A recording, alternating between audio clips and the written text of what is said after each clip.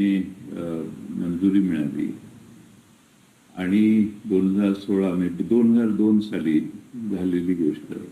2016ला ती जागा नगराध्यक्षांनी आमच्या खरेदी बक्षीसपत्राने घेतली आणि 2002-03 सालापासून आजपर्यंत त्यांना कुठलीही नोटीस अतिक्रमणाची आली नाही. तरी देखील जिल्हाधिकाऱ्यांच्याकडे तक्रार झाल्यावर जिल्हाधिकाऱ्यांनी त्यांना अपात्र ठरवलं. आता ही माझ्या भागातली मोठी घटना आहे आणि विधानसभेचं अधिवेशन चालू असताना झालं असतं तर तिथंच त्यांना भेटलो असतो. त्यांची वेळ मागितलेली होती. परवा त्यांना वेळ मिळाली नाही. काल त्यांनी वेळ दिली.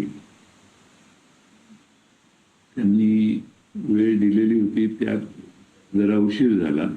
मला कळलं आणखीन काही वेळाने. मी गेलो, चहा घेतला. ते तिथे नव्हते हॉलमध्ये. मग थोड्या वेळाने काही काळाने बऱ्याच वेळाने ते बाहेर आले. बाहेर आल्यावर त्यांनी विचारलं काय आहे. माझी जरा मिटिंग चालू आहे. मी त्यांना माझं गाऱ्हाणं सांगितलं. ते म्हणते मला माहित नाही, मी लक्ष देतो आणि तुम्हाला 1-2 दिवसात त्याच्यावरती काय स्टेटस आहे हे पाहून सांगतो. मी त्यांना स्टेटस सांगितलं की ते अपात्र झालेत आणि आता कालच आम्ही वकिलांकडे गेलेलो. आता आमचं अपील दाखवलं. त्याआधी मी एकनाथ शिंदे साहेबांनाही भेटायचा प्रयत्न केला होता, पण ते माझ्या माहितीने दिल्लीला गेलेले. ते किंवा त्यांचे बरोबर असणारे प्रभाकर त्या दोघांचे फोन बंद होते आणि त्यामुळं या सगळ्या याच्यात मग मुख्यमंत्र्यांना भेटावं लागलं. त्यांनाही सांगितलं. एक 5-10 मिनिटं आम्ही भेटलो आणि बाहेर. परंतु त्याच वेळेच्या जवळपास खासदार सुनील तटकरे सुद्धा मुख्यमंत्र्यांना भेटले असं दिसत आहे. तुम्ही ज्या वेळेला गेला त्यावेळेला खासदार मी हॉलमध्ये बसलेलो. ते स्वतः तिथं बराच वेळाने आले आणि ते म्हटले की मला माझ्याकडे जरा मिटिंग चालू आहे, मला आता थोडी गडबड आहे नेमकं काय आहे. तर मी त्यांना सांगितलं. तर ते म्हणजे मला माहित नाही, मी जरा माहिती घेतो आणि तुम्हाला 1-2 दिवसात सांगतो काय स्टेटस आहे. मी म्हटलं आता स्टेटस म्हणजे काय अपात्र ठरलेले आहेत. त्यात आम्ही अपील करणार आहे. अपील नगरविकास मंत्र्यांकडे असतं, पण तुम्हाला त्यांना दोघांना भेटून सांगावं अशी त्यातली भाग आहे. पण त्यावेळेला सुनील तटकरे खासदार तिथे आहे त्याबद्दलची तुम्हाला काही कल्पना होती का? मला कुणाची भेट झाली. ते हॉलमध्ये तिथे एकटाच होतो. बराच वेळ चहा घेतला मी आणि बऱ्याच वेळाने ते बाहेर आले. पण मग आता हा को इन्सिडेंट मानायचा का की तुम्ही त्याच वेळेला? मला कसं कळणार ते कोणाशी चर्चा करत होते याची मला काही माहिती नाही. मी घरी आल्यानंतर फुटबॉलची मॅच बघत बसलो होतो. त्या दरम्यान मधल्या काळात मला बरेच मेसेज आले की टीव्हीवर अशा बातम्या चालू आहेत. मी म्हटलं तुम्हाला रात्री त्रास द्यायला नको, सकाळी बोल. पण मग याच्या आता पुन्हा विलिनीकरणाच्या ज्या काही चर्चा सुरू झालेल्या आहेत त्याचा आणि काही संबंध नाही. ईश्वरपूर आमचं शहर जे आहे त्याच्या नगराध्यक्ष पदाचा निर्णय हा चुकीचा झालाय एवढंच मला त्यांच्या कानावर घालायचं होतं. आणि दुसरं कोणतंही काम नव्हतं. त्यामुळे माझ्याकडे कुठला कागदही नव्हता. मी त्यांच्याकडे काही निवेदन दिलं वगैरे अशी काही भानगड नाही. मी जाऊन त्यांच्याशी बोललो. ते बऱ्याच वेळाने बाहेर आले. तर त्यांनी बाहेर आलेलं मला सांगितलं सॉरी माझं जरा मीटिंग चालू आहे पण काय सांगा. त्यांना सांगितलं. सांगून भेट झाल्यावर मी निघून आलो. त्या पलीकडे कोणती चर्चा करण्याचा प्रश्न सुद्धा होत नाही. अशी चर्चा आहे की तुमची आधी प्रफुल्ल पटेल आणि तटकरेंसोबत बैठक झाली. याच्या आधी पण बैठका झाल्या विलिनीकरणासंदर्भात आणि मग मुख्यमंत्र्यांसोबत एकत्रित चर्चा झाली अशी नाही. एक तर प्रफुल्ल पटेल आणि सुनील तटकरे यांच्याशी माझी कधी भेट झाली नाही. या ज्या चर्चामध्येही पेपरला आलं होतं की आम्ही कुठेतरी भेटलो वगैरे एका वर्तमानपत्राने, अशी कोणती भेट झाली नाही. आणि याच्यात कोणताही म्हणजे विलिनीकरण वगैरे ह्याची चर्चा होण्याचा प्रश्न सुद्धा होतो. विलिनीकरण चर्चा पूर्णपणे थांबलेली आहे, भविष्यात ते होणार नाही. अजितदादांच्या निधनानंतर अशी कोणतीही चर्चा कुणावरही आमची झाली नाही. त्यामुळे ती थांबली आहे हा शब्द वापरण्याची गरज नाही, कारण चर्चाच सुरू झालेली नाही ना. म्हणजे सुरू होतं ते थांबतं. त्यामुळे दादांच्या निधनानंतर सीन वेगळा आहे. म्हणजे अशी तुमची आणि विनोद तावडेंची भेट झाली त्याच्यानंतर विनोद तावडेंचा मी खुलासा केला होता विधानसभा चालू असताना. जॉईंट पार्लमेंटरी कमिटी चालू होती.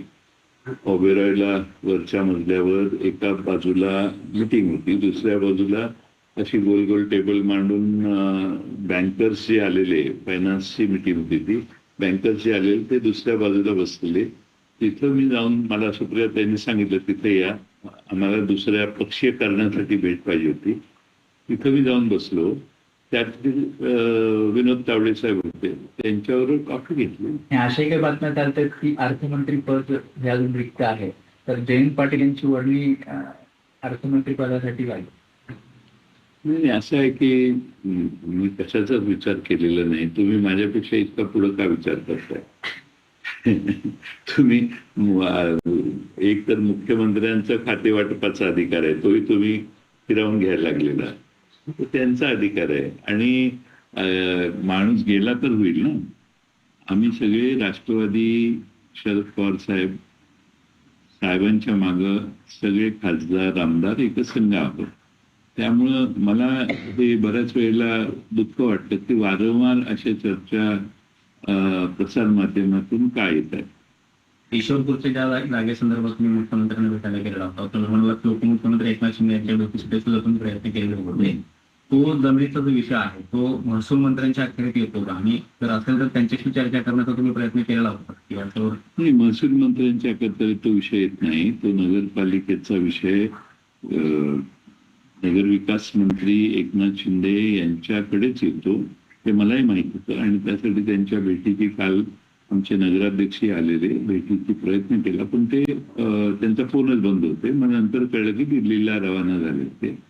आणि त्यानंतर मग नगराध्यक्षच खरं माझ्यावर येणार होते, पण बराच वेळ झाला, भेटीची वेळ मिळाली नाही.